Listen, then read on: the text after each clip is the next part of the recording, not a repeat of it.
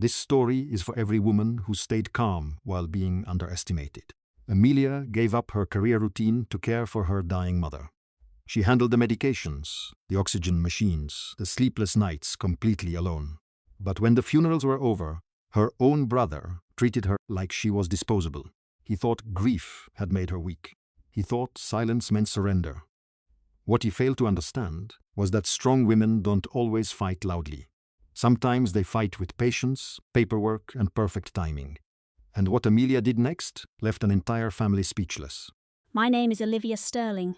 I am 31, and in 1 year I lost both my parents. I sold our family home in Chicago and bought a small loft in Lake Geneva, close enough to hear the boats on the water. On my second day, before I'd even unpacked a thing, my stepbrother Leo walked in. He took my keys from the bowl by the door and just pocketed them. "You can't do this," he said, his voice cold. "I'm flying to Naples tomorrow with Chloe's family. I'll drop you at a homeless shelter on my way to the airport." I just stared. An hour later, I texted him 7 words. "Check Dad S, old architect S portfolio." He called me back in under a minute. But what happened over the next few weeks, that was the part none of us, especially not me, ever saw coming. Welcome back to the channel.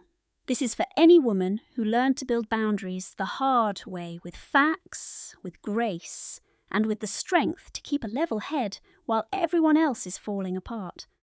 If you were the one doing all the caregiving while your family was just waiting for an inheritance, this story is for you.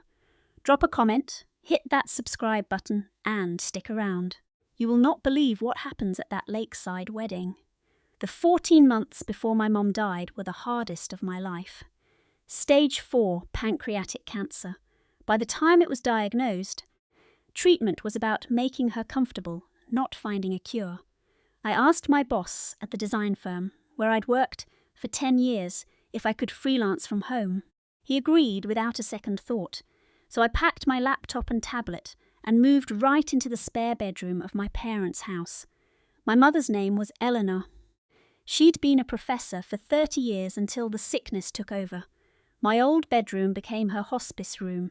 A hospital bed was delivered on a Tuesday. The quiet hum of the oxygen concentrator became the background music of our lives for a year. I learned to change out her IV line in the dark at 4 a.m. I figured out which online pharmacy had the best prices on medical gear. I learned that a faint squeeze of her hand meant "I love you" when she lost the ability to speak. My stepbrother Leo visited precisely twice. I have to be very clear about this, because later everyone said, "Oh, but people have their own way of grieving." 2 visits in 14 months, for about an hour each time. His fiancée, Chloe, never once set foot inside. The second time, she literally waited in their new black Mercedes in the driveway, with the engine running, while he came in. He only stayed for 20 minutes that day. I wasn't angry back then. Anger is a luxury. It takes energy I didn't have. My entire universe was a yellow legal pad on the counter, with lists like reorder feeding tubes and call insurance. The real Olivia, the one who had feelings, was on hold. I thought I'd get back to her. But then, my dad died first. A sudden heart attack that January, while he was salting the icy porch steps.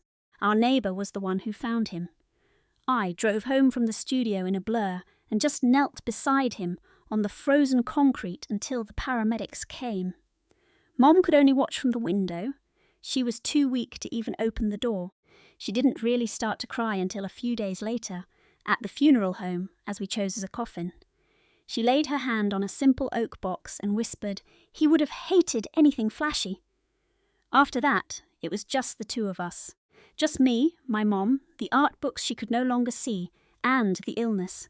Mom passed away in August, on a humid, quiet morning, with her hand in mine.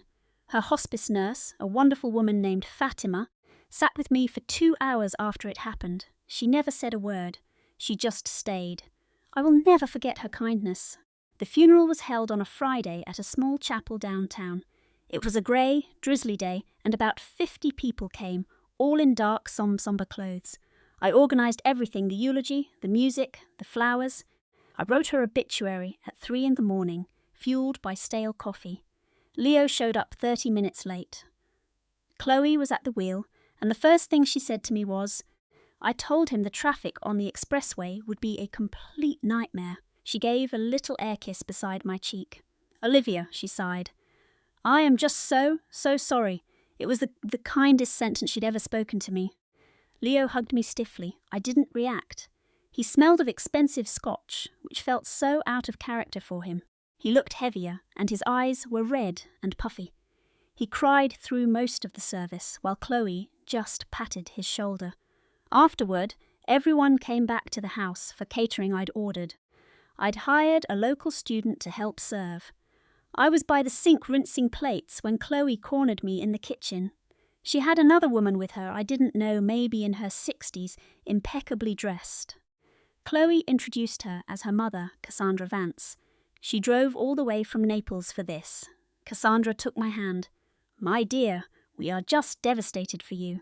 Her grip was surprisingly strong, and she held on just a little too long. Then Chloe asked, as if she were asking for the time, Olivia, did your mom ever say what she was doing with her jewellery? You know, the family pieces? I slowly put down the plate I was holding. I said nothing. I just picked up the empty dessert tray, walked it back to the dining room table, and arranged more cookies on it. When I returned to the kitchen, Leo was there in the doorway, watching me. He had come down from the second floor from the hallway right next to my dad's home studio. I hadn't even seen him go upstairs. You holding up okay? I asked him. Yeah, he said, but his eyes were scanning the whole room. Just, taking a look around. 2 months later, we were all sitting in a conference room at a small law firm called Davies and Stern that handled my parents' estate. Mr. Davies read the will. He was a kind, older man who always wore a bow tie. The will was very direct. The Chicago house and all its contents were left to me. A special clause added and notarized the year before my mother passed stated the house was my inheritance for my role as her sole caregiver. The investment accounts, the life insurance policy, Dad's car, and all their cash savings were to be split 60-40, with the larger share going to Leo. Mr. Davies pointed out that the values were nearly identical, considering the house's market value. It was designed to be perfectly fair. Leo's face went from pale to a deep, blotchy red. He said nothing, but Chloe did. She actually raised her hand slightly. Excuse me, Mr. Davies, is this the only copy? There isn't a previous version on file anywhere? Mr. Davies took a slow breath. This is the final, legally executed last will and testament. Chloe gave a slow, deliberate nod. Right, just wanted to be sure. I stayed silent through the entire meeting. I signed where I was told. I shook the lawyer's hand, and I walked down to the parking garage. Leo and Chloe were walking right behind me. As I reached my car, Chloe hurried to catch up and put her hand on my forearm. She was wearing a new, enormous engagement ring. Olivia, she said, her voice full of false sympathy, we need to have a real talk about this, as a family. We need to figure out a fair way to split things so there are no hurt feelings. I looked at her hand on my arm, then back at her face. The will is what Mom and Dad wanted, I said. I didn't write it. Her smile tightened as she pulled her hand away. That afternoon, I went straight back to the lawyer's office and got certified copies of every single page. From there, I went to my bank and opened a new safe deposit box. I placed all the copies inside it myself. Later that night, back at the quiet house, I found a small brass key on a hook in the back of the pantry. It was the key to my dad's old architect's portfolio case, which he kept in the attic. I didn't open it, not yet. 4 months passed. I lived alone in that house, working from my laptop at the dining table. I kept my dad's studio door closed. I left my mum's favourite armchair by the window empty. It took 3 full cycles in the wash to get the faint, sharp smell of antiseptic out of the bedding from my old room. One Sunday morning in March, I was standing in the living room, just holding my coffee and staring at the dark, wood-panelled walls. My dad had always meant to paint them, and suddenly it just hit me. I couldn't sleep there another night. The house wasn't my home anymore. It was a memorial to grief, and I was its only curator. I called a real estate agent the next day. We listed it on a Thursday and had an open house that Sunday. By Tuesday morning, we had 4 offers.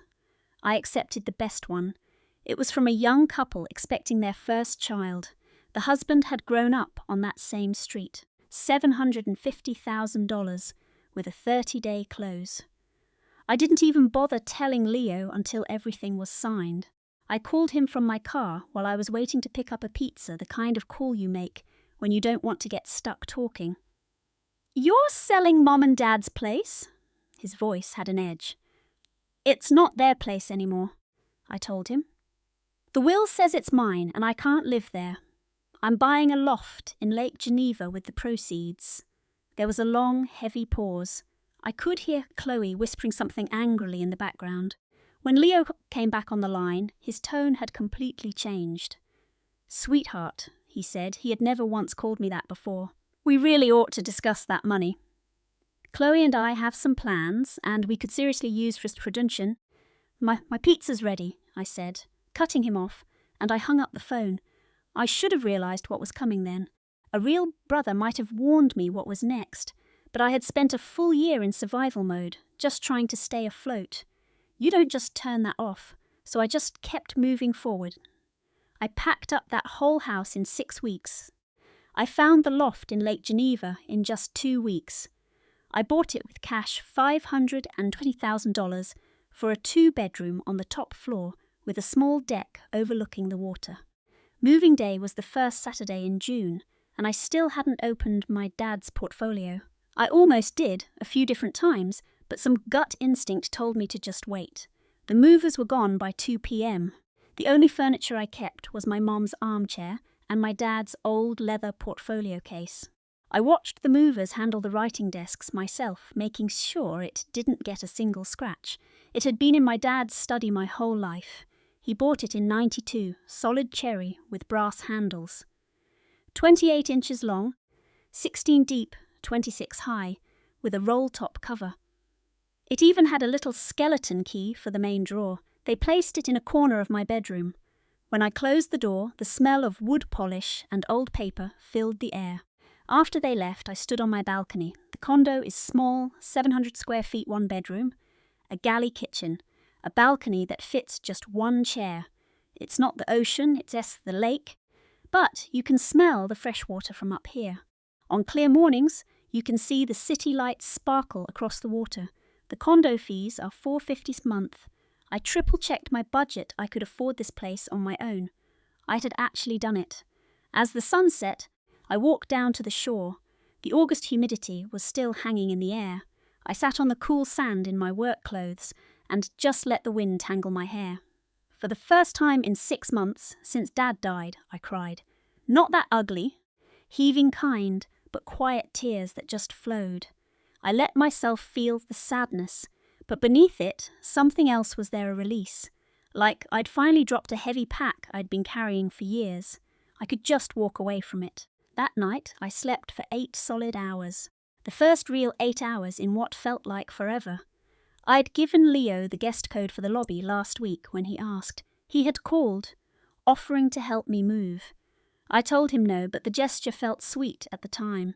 So I gave him the code, just in case of an emergency. He'd said, "Great, I'll save it to my phone." I thought tomorrow I would finally wake up and feel completely free. The cherry desk sat in my bedroom. I promised myself I'd sort through it on Saturday. I finally had a space for it. Sunday morning, August 7th, I woke at dawn, made some coffee, and took my mug out onto the balcony. The water was like glass. A lone fishing boat drifted about a 1/4 mile out. Its engine silent, just doing what boats do at 6 in the morning. I sat in my robe, watching the steam curl up from my mug. I thought I could do this every single day for the rest of my life. At 9:10, a black SUV pulled into the guest parking lot. I noticed because the lot was empty, and it parked crooked across 2 spaces. That's exactly how Leo always parks. I watched from my balcony. Leo got out, in a polo shirt and deck shoes. Then his passenger door opened. Sophie, in a flowy white dress, carrying a massive designer handbag. They walked to the entrance. Leo tapped the guest code into the panel. I had given him that code a week ago for emergencies. I watched him use it now as if he had every right, and I felt this cold dread creep up my back. The knock at my door came less than a minute later. They took the elevator. No text from the parking lot, no call from the lobby, not one word last night that they were coming. They just showed up. I opened the doors, still in my robe. Leo brushed right past me into my living room. He scanned the place like a housing inspector, then dropped into my one comfortable armchair. Sophie followed him inside. She closed the door behind her. Then she slid the deadbolt, locking it with a quiet click. Then she gave me that same placid smile, the one she wore at the funeral. "This is just so cute, Chloe," Sophie said. "Honestly, it's adorable." I should have seen it in how he sat down, the way she locked my door, the way he put his car keys on my bookshelf beside my photos, as if it were his own house. I still offered them both coffee. That's the kind of person I was on August 6th. Leo took the mug but didn't drink from it. He set it on the table and leaned back. "So look," he began. "Sophie and I were talking last night. And Chloe, really, this whole thing, this condo, this big move, it's a lot for you to handle right now.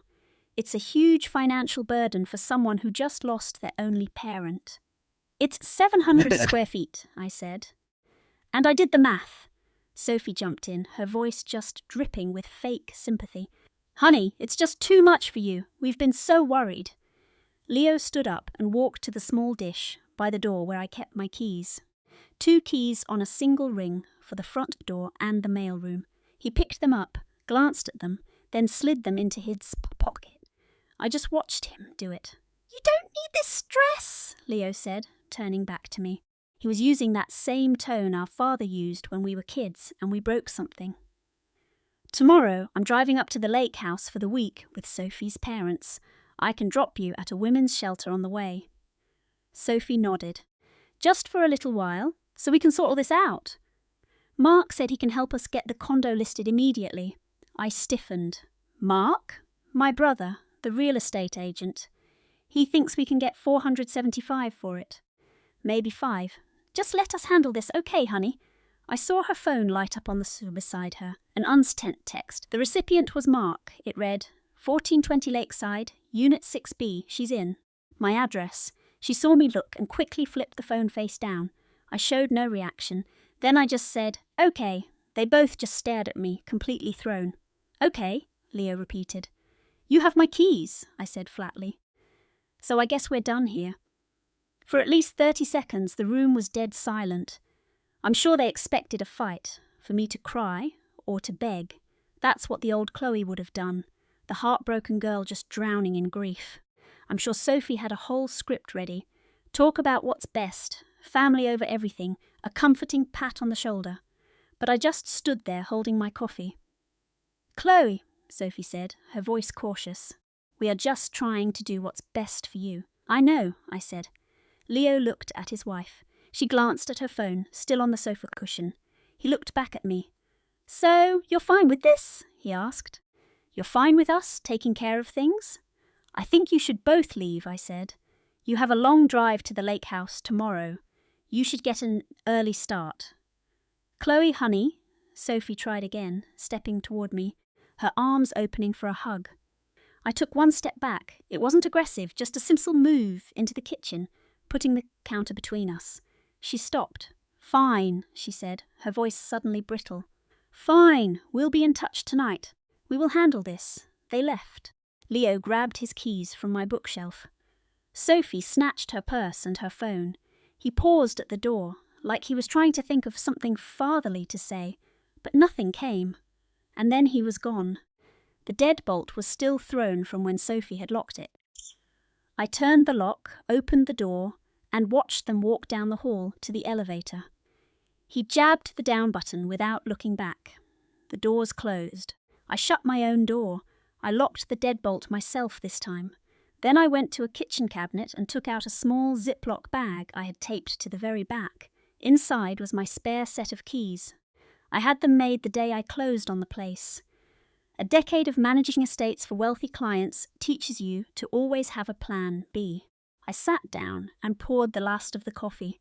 Then I picked up my phone and went to Leo's contact. I stared at his profile picture, an old photo from his high school graduation, his arm around me. I was 13. I'd cropped our parents out of it years ago, so it was just the two of us. Back when I thought having a big brother was the greatest thing in the world. I opened a new message and typed 7 words. Look in Dad's old roll-top desk. I read it twice, then I hit send. 3 minutes passed. 3 minutes and 40 seconds, according to the microwave clock. My phone buzzed. His name lit up the screen. I ignored it, put my phone on silent, and then I called Miss Sterling's personal number. Miss Sterling was the managing partner at Sterling & Dunn. She gave me my first job 11 years ago when I was 24, with just a paralegal certificate to my name. She's the one who taught me how to read a will, how a trust works, and how to find a loophole in a property deed in under 2 minutes. She was 60, divorced 3 times, and she always answered her phone, even on a Sunday. "Chloe, what's wrong?" "He was here," I said. "He took my keys. He threatened to put me in a shelter." There was a short pause on her end, the kind of silence a lawyer uses when she's figuring out how to bill for the call. "Right," she said. "My office. Tomorrow morning, 8 a.m. Bring your phone and the texts. Do not answer his calls. Don't respond to anything. Just let the whole situation play out. The wheels are already turning." My lawyer's voice was perfectly calm. "The will is in safe deposit box 309 at City National Bank. Get the official copies." "I will," I told her, and I hung up. I grabbed a legal pad, one I'd brought from the old house. I used to use it for Dad's doctor visits. Now, I was making a list for myself. Monday, City National 309, Miss Sterling, 8 a.m. Building manager, do not let Leo in. Change the locks tonight. I underlined that last one 3 times. I called Coastal Locksmiths and booked a 6 p.m. appointment. The first furious voicemail from Leo came in at 11:52. It was one of 7 he left that day. I let every single one go to voicemail, noting the time of each call. I read the emails and summed them up, but I never wrote back. 10:15. "Maya, what? Classic car. I have no idea what you re talking about. Call me. This is nuts." My take. He was playing dumb, trying to sound casual. 11:05. "Okay, I'm not playing these games." "Rachel thinks you're just trying to cause drama." "Call me. My take." He angry now, and I could just hear Rachel feeding him those lines. 1:20. "I just talked to Rachel's mom. She agrees you're being totally ungrateful. I told her you've had a tough year. Call." My take. Now he's calling for backup, using her mother. 3:47. Maya. "If I don't hear from you by tonight, I am calling my lawyer. I swear we have a stake in this too." My take. A complete and total bluff. It came from an email he accidentally forwarded. 7:03 p.m. "I'm going to the storage unit tomorrow. If the key's at the old apartment, I'm getting it. Whatever she thinks is in that strongbox, it isn't only hers. You don't just hoard family heirlooms."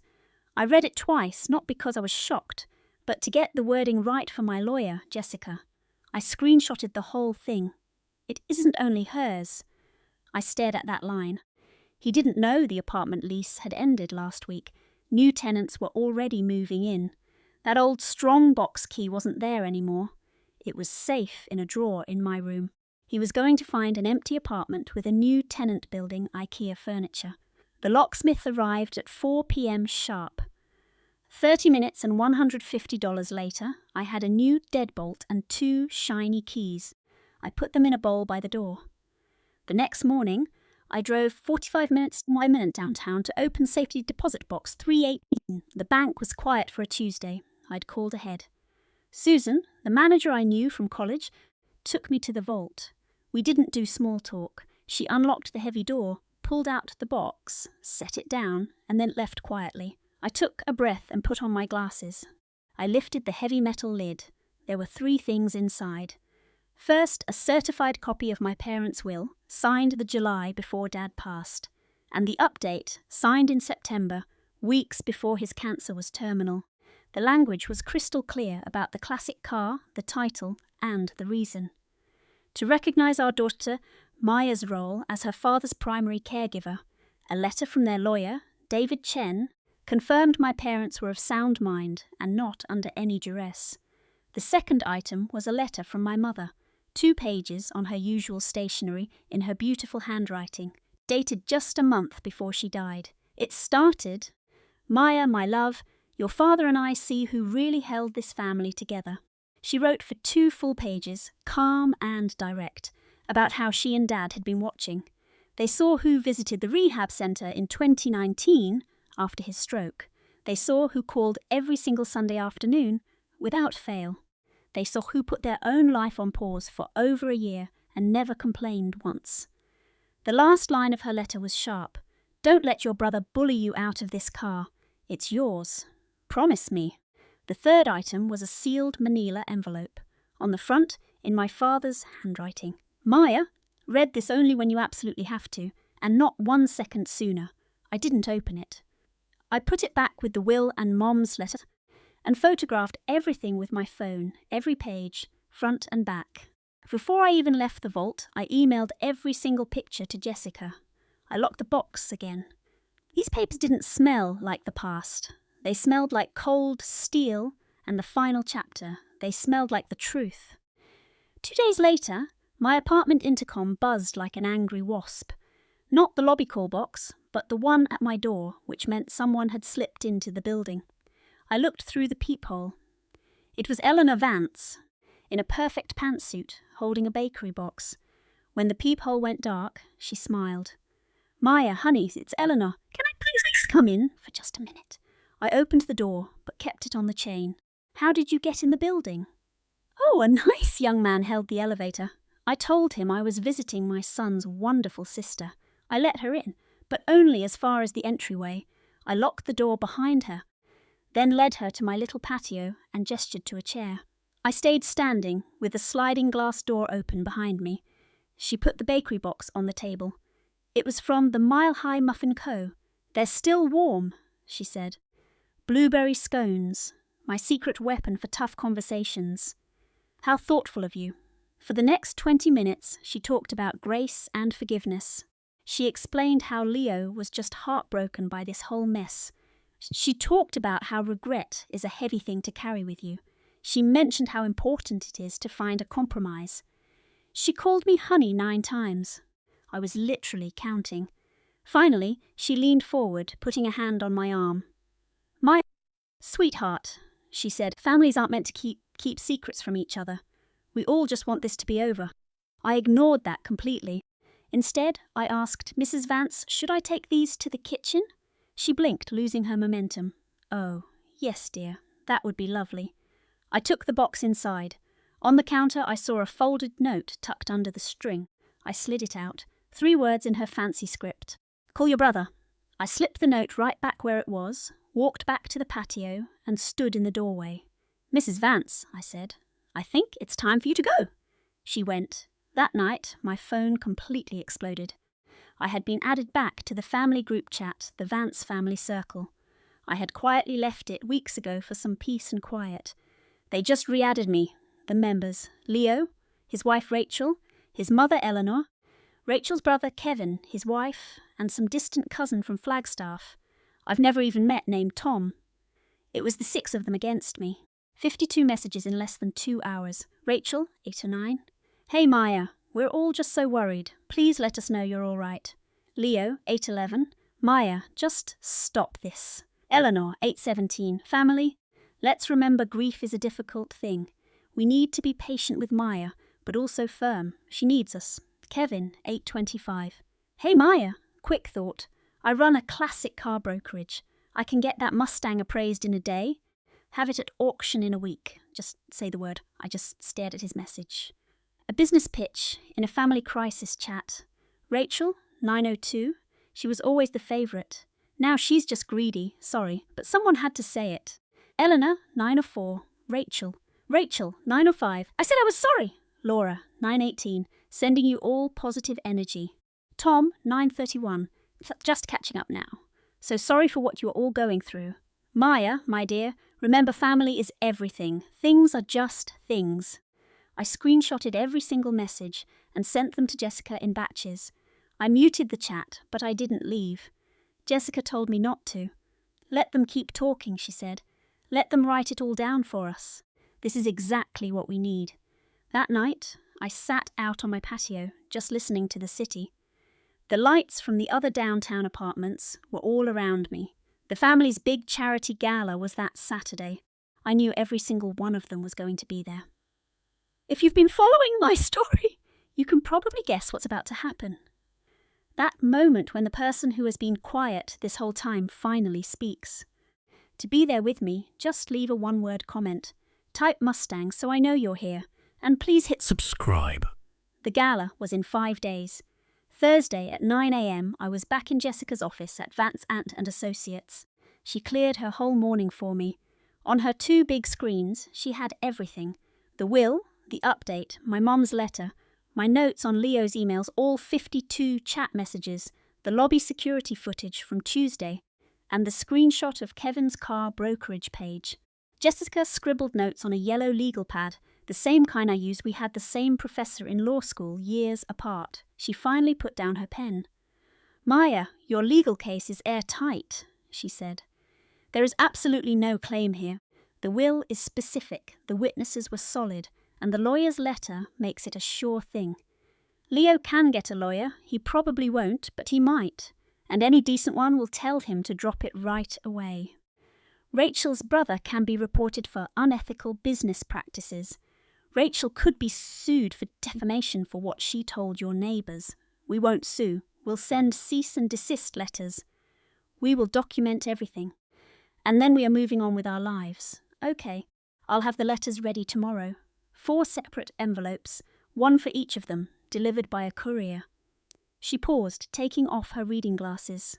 "Maya, can I ask you something as a friend, not as your lawyer?" "Of course." "Why did you let it go on this long?" "I had to think about it. I was just so exhausted," I said, "and I wanted us to be a family. I kept hoping if I just stayed quiet, Leo might actually read the will and our mom's letter and want to be my brother again. I didn't want to start a war." She nodded. "And now," she said, "now I need you to be my +1 on Saturday at 7 p.m. to that charity gala." She gave a tiny smile, just a little smirk in the corner of her mouth. "Clara, I'd be honoured." That Thursday at 2:07 p.m. my phone buzzed. A security alert from the lobby camera. A guest for apartment 18B was at the concierge desk. I opened the notification. It was Mark, my husband, standing right there. Behind him, a guy in a blue polo held a toolbox. The logo said Windy City Lock and Key, the exact company I'd hired. I almost laughed out loud. Of all the locksmiths in Chicago, he picked the one already in my contacts. I called David at the front desk. "Do not let him upstairs," I said. "He is not authorized to be here." "Yes, ma'am," David confirmed.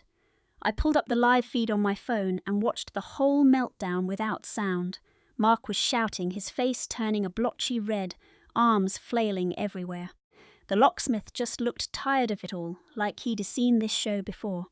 David said something calm, making a single gesture. Mark slammed his fist on the marble countertop. The locksmith took a small step back. After 8 minutes of this, the locksmith just shook his head and walked out. Mark stayed for another 4 minutes, ranting at the empty air. Then David called me. "Mrs. Hayes, your husband is demanding a master key. I've told him we don't have one." "You don't?" I asked, playing along. I'd had the locks changed on Monday. "Yes, ma'am, and he's claiming you're emotionally unstable and that he's concerned." "I'm fine, David. Just enjoying the show from my apartment." David chuckled. "I'll see him out." The keys Mark had were now just useless pieces of metal. My new set was hidden safely in a kitchen cabinet. I had used he tried to hire to rekey my place. I kept the invoice, which would soon become very important. The next morning, I stepped into the elevator, and on the 5th floor, a woman got on. She had stylish grey hair, sharp glasses, and a canvas tote bag. I recognized her from the building. "Hello," she said. "I'm Eleanor, from 503. Clara Hayes, 18B. She studied my face. "Clara," she said, "we should probably talk before the building party this weekend." The doors opened into the lobby. She waved at David, then guided me to a quiet corner. "Dear," Eleanor began, "I've gotten calls from 2 different neighbours about you. Both asked if I thought you were all right, if I'd seen anything odd." They said a woman named Sarah called them, feigning concern. Sarah claimed you lost your job and were becoming unstable, she said. She was fishing for stories about you acting erratically. My fists clenched. That's his mistress. Eleanor just nodded. I suspected as much. I was a paralegal for 40 years, Clara. I know a character assassination attempt when I hear one. She tried it on me too. I told her you seemed lovely and that she should find a new pastime. A real smile broke across my face. The party is Saturday at 6, Eleanor said. I'm at table 4. I've saved you a seat. And bring your attorney. I'm guessing you have one. I do. Good. Then you're ready, dear. I'll see you there. She gave my arm a squeeze and left. I stood there for a moment, just stunned by her kindness. Back in my unit, I laid out a dark green dress for the party. That night, I pulled the old wooden box from the top of my closet. I put it on the floor and sat in front of it, feeling like a child about to open a secret treasure. The scent of sandalwood and old paper filled the room. It smelled like my grandfather's study. I unlocked it with a small silver key and opened the lid. I'd put my main inheritance documents in a safe, but I hadn't touched the rest of this box in years. This box held my grandfather's memories, his old fountain pen, his cufflinks, photos of him as a young man, a leather-bound journal. Everything was just as I'd left it, but tucked inside the lid, in a small satin pocket, was another envelope. On the front, my grandmother's cursive handwriting simply said, "For Clara, when you need this most." She'd left me one last message. I carefully opened it. The note was brief, written in her strong hand. It said that a time would come when someone I trusted would try to make me feel small and confused, and that they would use the idea of love to justify their greed. She told me not to believe a word of their lies. She wrote, "Your grandfather and I saw people for who they were, not who they pretended to be. Protecting yourself isn't selfish, Clara. It is the final lesson I can teach you." I read it over and over. That afternoon, my lawyer, Jessica, emailed the documents. 3 separate cease and desist letters on a firm's letterhead. Each was brutally specific. The first was for my husband, Mark. It detailed his fraudulent credit card charges, his attempts to break into my home, and the harassing text messages. The second letter was for his sister, Chloe. It warned her to stop her campaign of harassing phone calls and texts, which Jessica had fully documented. The third letter was for Sarah, the mistress. It was a masterpiece of legal threats. It covered defamation for calling my neighbours and spreading malicious gossip about my sanity. Jessica included the specific Illinois state law. Reading that felt incredible. I printed all 3 documents. I put each one in its own envelope, addressing them myself for a personal touch. I sealed the 3 crisp white envelopes. I tucked them all into my tote bag. I called Jessica around 4 p.m. "The party is on. Let's meet in the lobby at 5:45. I'm wearing a green dress. I'll be in a black pantsuit." She said, "We'll look like a legal team." I actually laughed, a sound I hadn't heard in ages. I went to sleep early, with the bag on the chair, next to me, the letters waiting. I would only use them if I had to, only if they dared to show up and cause a scene at the reception. Jessica and I had a strategy, and I knew in my gut they were going to make this as public as possible. On Saturday, I was awake at dawn. The Chicago was grey and quiet. I made coffee and toast and ate on the balcony.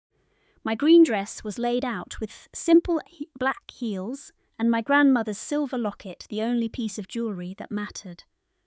I read her letter one more time at the kitchen table. Then I put it back in the wooden box and locked it away. At 5:30, a soft knock came at my door. It was Eleanor. I told her I would meet her downstairs at 5:45. When I arrived, she was already in the lobby, dressed in a chic silk blouse and looking formidable. "Ready, dear?" she asked. "I think so." She looked me over and gave a single, confident nod. As we entered just the elevator, it was just the 2 of us. Eleanor looked at me. "You owe them nothing tonight, Clara. Remember, this is your home. They are the intruders." "I don't have to prove anything," I told myself. "I just have to remember I belong here." She offered a slight smile as the elevator doors opened. Jessica was waiting, a leather portfolio in her hand. David, the concierge, gave me a small nod of support. That meant the world. And then I saw them, Mark and Chloe and Sarah, holding a ridiculously large bouquet of lilies like a weapon. They were all there, a little gang of misery, waiting. This is the moment I've played in my mind over and over. If you've ever been gaslit by someone you loved, or made to feel like the crazy one, this is the moment you've been waiting for. If any of this is hitting close to home, hit subscribe before we walk into this train wreck. And let me know in the comments, who is the Sarah in your story? The grand lobby of the Chandler had been converted for the reception. There were round tables with linens, a beautiful spread of appetizers, and bottles of sparkling water. Soft piano music was playing, the kind you're not meant to listen to.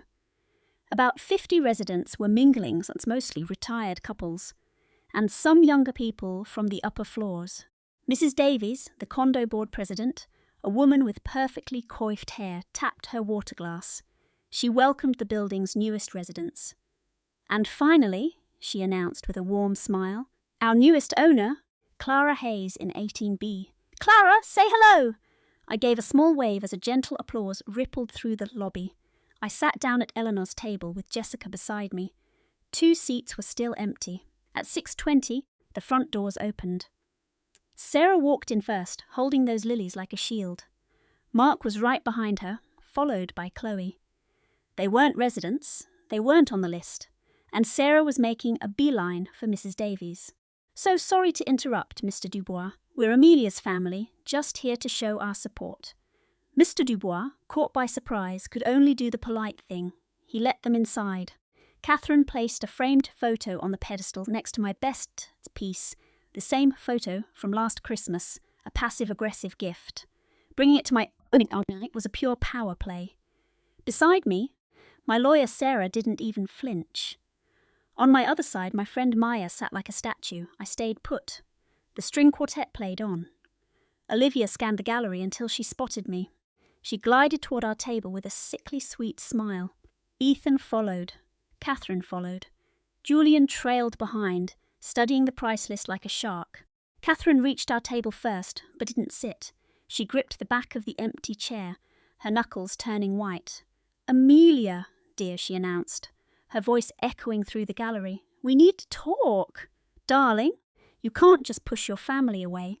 It's not healthy for you or the baby. At least a dozen guests turned to stare. The music continued, completely unaware.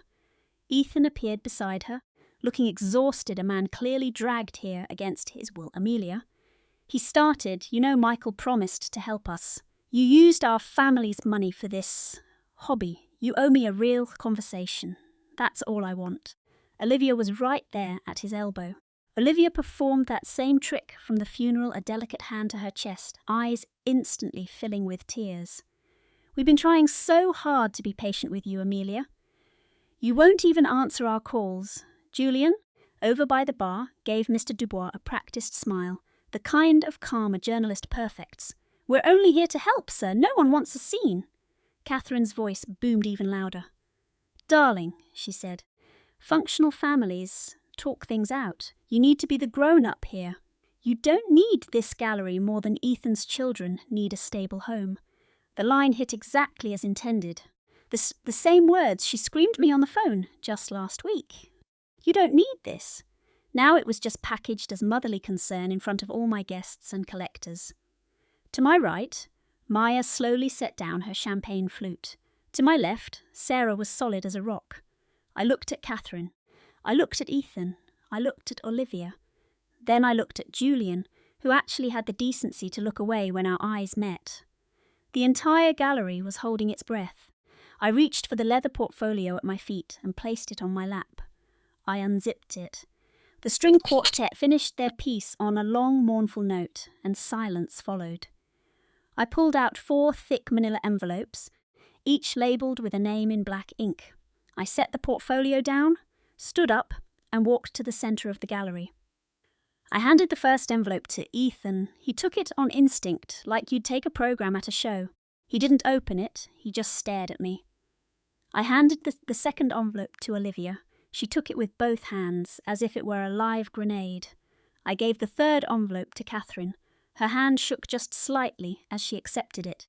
She let go of the chair, clutching the envelope to her chest instead. Finally, I offered the last one to Julian. He took it, glanced at his name, and his face went white. My voice was quiet, but steady. The gallery was so silent you could hear the low hum of the air conditioning. Inside each of these envelopes, as I said, is the one thing you've all been screaming for. The truth. That was it. Then Sarah stepped forward from my table. She already had her business card ready. She placed it on the pedestal beside the photo. "Sarah Croft," she announced, "partner at Croft Legal. I represent Amelia. I strongly advise you all to read what's in your hands before you speak again." Ethan hesitantly ripped his envelope open. The official, signed loan agreement from Michael's fund was on top. He stared at the cover sheet for a moment, then flipped to the printouts of his own emails. He read his own words, begging for a handout. His expression just collapsed in a way I hadn't seen since his last business failed. For a second, his eyes welled up with shame. "These are my emails," he whispered, his voice cracking. I just nodded. His lips started to tremble.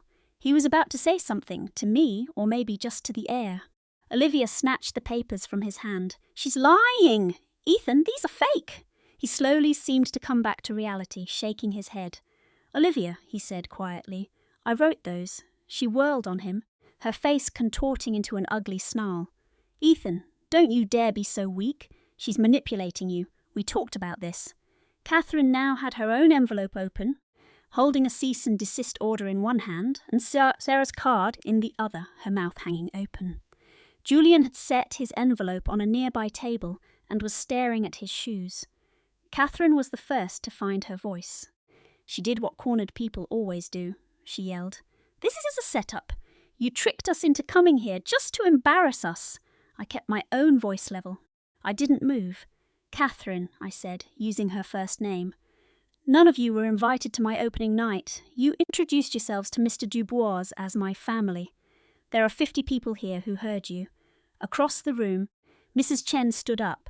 She's almost 80 and tiny, but she glared at Catherine with the power of a general. I heard her say it. Mrs. Chen's voice sliced through the silence. Mr. Dubois heard her. The critic from the Chronicle heard her. Mr. Dubois, by the door, gave a single sharp nod. "Yes, I did."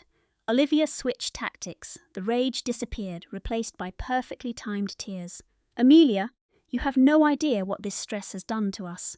To Ethan, he can't sleep at night. Don't you even care about your husband's family? Do you know the pressure he's been under?" I glanced at Ethan.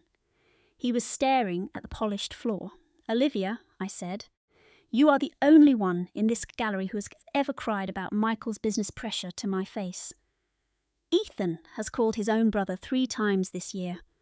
Each time was to ask for money. Near the entrance, David the curator tried to play peacemaker. "Hey, why don't we step outside and get some air?" "No one is going anywhere," Sarah said. Her voice was low, almost casual, yet it filled the silent gallery. "The cease and desist is effective now. All future communication with my client will be through my office. Your packet has my contact details. Call me on Monday." Catherine held her envelope up to Sarah. This is absolutely insane. "You can't just do this." "Actually, I can," Sarah replied, "and I have. Catherine, the petition for a restraining order is on page 2, for harassment." Catherine went quiet. Ethan hadn't moved. He was folding his papers with the slow, careful hands of a man defeated. He slid the documents into his jacket pocket. Catherine found her breath again.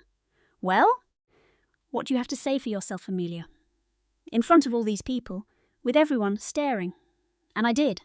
I looked around the gallery, at artists, collectors, my new San Francisco colleagues, the people whose respect I hoped to earn for years to come. Every single one of them was still there. Every single one was watching me. I looked at Ethan. He met my gaze. His eyes were bloodshot. He wasn't going to apologize. I could see it. I saw his whole life in that look, his wife's influence, the mountain of debt, the jealousy of his brother's success, the life he felt he deserved. The man he could have been was in there, somewhere, but buried under years of resentment. I turned to Catherine. The loan agreement was sent to your accountant 6 months ago, I told her softly. You chose to ignore it. I turned, walked back to my table, and sat down between Maya and Sarah. For a moment, nothing happened. Then Olivia grabbed Ethan's arm and pulled him toward the door. He went without a fight. Catherine snatched her purse from the floor. She looked back for that absurd framed photo. Julian, given no direction, reflexively picked up the awful framed picture and just stood there holding it. Catherine stormed right past him towards the exit. Julian trailed behind her, still clutching the photo. The large glass doors swung shut. A few seconds of complete silence. Then Maya clapped, once, a sharp, clean sound that broke the tension. Mr. Dubois cleared his throat. Well, he said, how about we open some more champagne? A month passed. The 4 legal notices were delivered by messenger the next morning. The signed receipts came back in a week. Ethan found a cheap lawyer who called Sarah 2 days later, stating his client would cease all contact. The lawyer charged Ethan $1,000 and advised him to let it go. Olivia blocked me on all social media. Julian's arts column suddenly had no space to review my show. The Journalists Guild launched an inquiry into his professional ethics and issued a formal reprimand. No suspension. Catherine sent a single greeting card with a picture of a sad-looking kitten. I read it once and didn't reply. I put it in a box with Michael's old startup schematics. Ethan sent one text. I read the loan docs. Sorry I didn't believe you. Won't bother you again. Congrats on the opening. I moved the text to a folder named Archive. I did not respond. So let's do the math for the month. $1,900 in legal fees and 4 certified letters. And my return on investment? Not 1 penny lost and absolutely 0 drama. It bought me peace and quiet in a nice 3rd-floor apartment with a solid door and a brand new lock. On day 30, I opened his old leather satchel again. I thought I knew everything in it, the little carved horse, his wedding band, the Polaroids, and the canvas pouch with my mother's last letter. But that morning, just wanting to feel close to them, I lifted the worn felt lining at the bottom. Tucked underneath was a small velvet bag, the colour of rich cherry wood that I had never ever seen before. Inside that pouch was my mother's silver locket, the very one I was certain she had sold with her other jewellery, but she kept it. She saved it for me. I clicked it open, and there I was 7 years old, perched on my dad's shoulders at the state fair. I was holding a massive cotton candy, and he was laughing so hard. On the velvet bag itself, my mom had written a simple message. You are more than enough, all on your own. Never doubt it. Love, Mom. I put the locket on. The chain was short, resting right against my collarbone, exactly where it belonged. Family isn't just a name, it's the people who honour a father's last wishes without a fight. And that S, a truth I finally understood. 1 lockbox, 4 nasty letters, 40 witnesses, and a single, beautiful locket that I will wear for the rest of my life. If this story made you think about updating your own will or securing your family's legal documents, please listen to that feeling. Let me know your thoughts in the comments, and don't forget to subscribe.